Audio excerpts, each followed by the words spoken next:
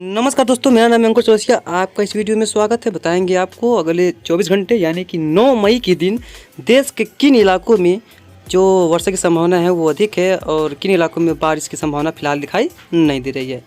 तो एक कम दबाव का क्षेत्र यानी कि लो प्रेशर एरिया बंगाल की खाड़ी में यानी कि south east Bay of Bengal में बन चुका है और वो प्रभावशाली हो रहा है। और 11 मई को ये हमको लग रहा है कि ये जो है चक्रवाती तूफान बन जाएगा, यानी कि ये 10 तारीख को बनने वाला था, लेकिन अब ये इसके 11 मई के शाम को ये रात के समय चक्रवाती तूफान बनने की संभावना प्रबल नज़र आ रही है। यानी कि आप देख पा रहे होंगे south east Bay of Bengal में जो कम दबाव का क्षेत्र बना हुआ है। अब थोड़ा सा बता देते हैं कि ये इसके जो मजबूत होने के कैसे कैसे इसके रास्ते होते हैं। तो पहले बनेगा कम दबाव का क्षेत्र, उसके पहले बनता है चक्रवाती हवाओं का क्षेत्र, फिर बनेगा वेल मार्ग लो प्रेशर एरिया यानी कि गहरे निम्न दबाव का क्षेत्र, फिर बनेगा डिप्रेशन यानी कि अत्यंत गहरे निम्न दबाव का क्षेत्र, उसके बाद बनेगा डीप डिप्रेशन यानी कि मतलब बहुत ही गहरे निम्न दबाव का क्षेत्र, उसके बाद बनता तनाव जिसे हम बोलते हैं, उसके बाद बनेगा चक्रवाती तूफान यानी कि साइक्लोनिक स्टॉर्म, उसके बाद बनेगा सीवियर साइक्लोनिक स्टॉर्म, उसके बाद बनेगा वेरी सीवियर साइक्लोनिक स्टॉर्म, उसके बाद बनेगा एक्सट्रीमली सीवियर साइक्लोनिक स्टॉर्म, इसके बाद बनेगा CS यानी कि सुपर साइक्लोन SC बनेगा। तो ये काफ़ी ज़्यादा प्रभावशाली होते हैं और अपने अंदर किसी भी चीज़ को उखाड़ देने की क्षमता रखते हैं। चलिए बात करते हैं उत्तर भारत से शुरुआत करेंगे। तो आप देखेंगे तो सबसे पहले इसमें कोई खास से वेदर की संभावना नहीं है। जम्मू कश्मीर से हो गया या हिमाचल प्रदेश हो गया या उत्तराखंड का क्षेत्र हो गया, ये कोई खास वेदर एक्टिविटी बिल्कुल नहीं देखेंगे। यहाँ पर मौसम शुष्क और साफ लगातार बने रहने की संभावना दिखाई दे रही है। कहीं कहीं पर हल्की वर्षा हो जाए तो अलग बात है। पंजाब, हरियाणा और पश्चिमी उत्तर प्रदेश, पंजाब में पूरे साफ रहेगा।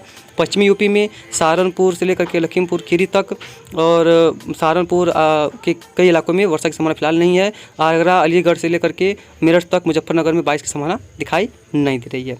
अब बात करते हैं राजस्थान की। तो राजस्थान में पिछले कई दिनों से काफ़ी अच्छी वर्षा हुई थी। उसमें जैसलमेर हो गया, चूरू गंगानगर से लेकर के टोंक, सवाई माधोपुर से लेकर के जोधपुर तक कई इलाकों में जो वर्षा हुई थी वो अब यहाँ पर देखने को नहीं मिलेगी और मौसम पूरी तरह से शुष्क और साफ लगातार बने रहने की संभावना दिखाई दे रही है। यानी कि राजस्थान के कोई भी इलाके होंगे, पश्चिमी से लेकर के दक्षिण, मध्य, उत्तर, पूर्वी भाग, पूरे इलाके जो हैं पूरी तरह से शुष्क और क्लियर लगातार बने रहेंगे। यहाँ पर वर्षा की संभावना फिलहाल नज़र नहीं आ रही। मौसम पूरी तरह से शुष्क और साफ रहने की संभावना दिखाई दे रही है। वही हाल पंजाब, हरियाणा, दिल्ली, पश्चिमी यूपी, ये पूरे जो राज्य है ये पूरे राज्य शुष्क और क्लियर बने रहेंगे और यहाँ पर तापमान में अब धीरे धीरे वृद्धि होगी और लू चलने की स्थिति 10 मई से पैदा होने की संभावना काफ़ी ज़्यादा नज़र आ रही है। तो यहाँ पर लोग सतर्क रहें तो काफ़ी बेहतर है। अब बात करते हैं पूरब की तरफ। तो बात करें इसमें पूर्वी उत्तर प्रदेश की, तो पूर्वी उत्तर प्रदेश के साथ साथ बिहार हो गया, ये पूरे राज्य जो हैं ये, हालांकि यहाँ पर आज कुछ इलाकों में बादल देखे गए हैं तो ये कोई सिस्टमों का प्रभाव नहीं है, ये कोई अनुमानित भी नहीं था। क्या होता है ना कि जब नमी बढ़ती है तो जब धूप तेज़ निकलती है ना तो गरजने वाले बादल बन जाते हैं, तो ऐसे हल्की फुल्की बौछार देखने को मिल जाती है। तो वही हुआ है, कोई खास इससे ऐसा नहीं है कि मतलब कि अनुमान नहीं था तो बारिश कैसे हो गई, ऐसा होता रहता है, इसकी कोई प्रभावशाली रहता है। बाकी बिहार और ईस्ट यूपी में इस तरह का माहौल बना रहेगा। बात करें उप पश्चिम बंगाल की, तो असम, मेघालय, नागालैंड, मणिपुर, मिजोरम, त्रिपुरा और उप पश्चिम बंगाल, सिक्किम, इन सभी क्षेत्रों में जो वर्षा है वो फिलहाल नहीं होगी।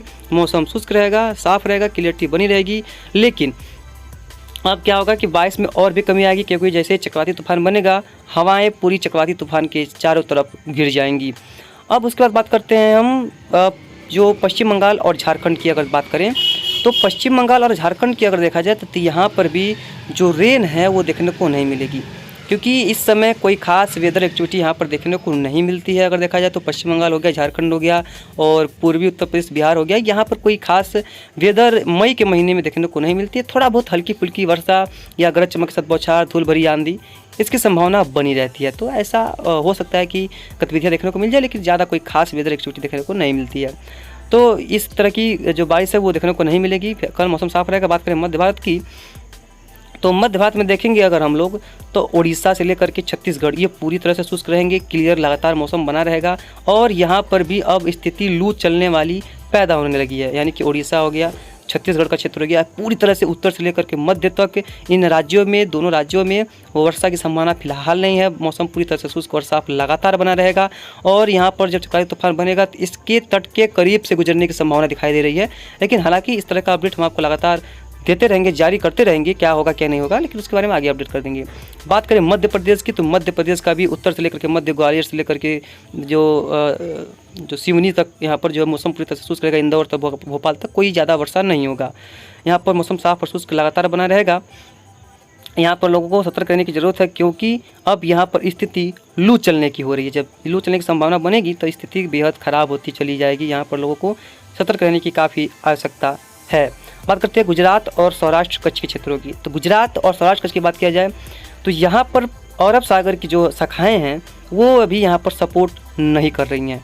जब अरब सागर की शाखाएँ सपोर्ट नहीं करेंगी तो बारिश बिल्कुल नहीं होगी, क्योंकि कोई सिस्टम नहीं है, कोई ज़्यादा ट्रफ नहीं है। तो यहाँ पर अरब सागरी शाखाएँ जब सपोर्ट नहीं कर रही हैं, तो जब सपोर्ट नहीं करेंगी तो बारिश कैसे होगी आप समझ ही सकते हैं। तो यहाँ पर कोई खास वेदर एक्टिविटी की संभावना फ़िलहाल हमको नज़र नहीं आ रही है। ये तो पूरी संभावना प्रबल अब दिखाई देने लगी है। अब बात करते हैं हम दक्षिणी भारत की। तो दक्षिणी भारत में देखा जाए तो केरल हो गया, कर्नाटक का क्षेत्र हो गया, ये पूरी जो बारिश की गतिविधियां देख रहे थे, कई इलाकों में काफ़ी अच्छी वर्षा भी हुई थी। लेकिन अब क्या होगा कि यहाँ पर जो गतिविधियां बारिश की हैं वो अब धीरे धीरे समाप्ति की हो रहे हैं, यानी कि अब बारिश धीरे धीरे समाप्त हो जाएगी और मौसम अब धीरे धीरे यहाँ पर शुष्क हो चलेगा, यानी कि बारिश अब यहाँ पर देखने को फिलहाल नहीं मिलेगी, ऐसा अब प्रतीत हो रहा है। यानी कि यहाँ पर स्थिति अब गंभीर होती हुई नज़र आ रही है। बाकी केरल के कुछ इलाके में हल्की फुल्की वर्षा हो सकती है। महाराष्ट्र, विदर्भ में भी, तेलंगाना में भी कहीं कहीं पर हल्की वर्षा देखने को मिल सकती है। हालांकि मध्य महाराष्ट्र, विदर्भ, तेलंगाना मध्य भारत में आते हैं, लेकिन थोड़ा सा मिस्टेक हो चुका है। चलिए तटीय आंध्र प्रदेश और जो तमिलनाडु का बात करते हैं, पुडुचेरी का बात करते हैं, चेन्नई की बात करते हैं। तो यहाँ पर जो बारिश की गतिविधियाँ हैं वो नगण्य हैं। यहाँ पर वर्षा की संभावना फिलहाल दिखाई नहीं दे रही है। अगले 24 घंटे यानी कि 9 मई के दिन लगभग सारांश अगर देखा जाए तो पूरा भारत जो है 9 मई को आसपास जो है शुष्क और साफ बने रहने की संभावना दिखाई दे रही है।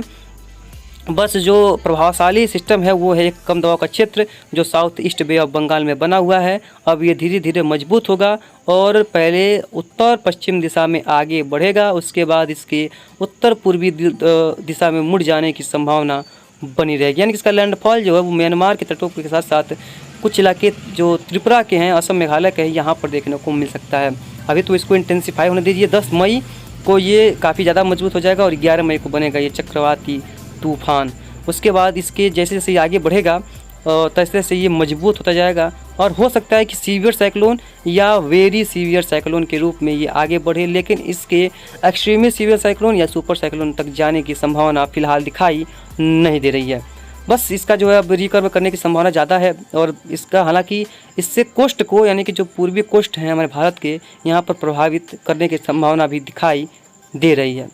फिलहाल इस बुलेटिन में आज कितना ही, जो भी होगा हम आपको लगातार अपडेट करते रहेंगे। धन्यवाद।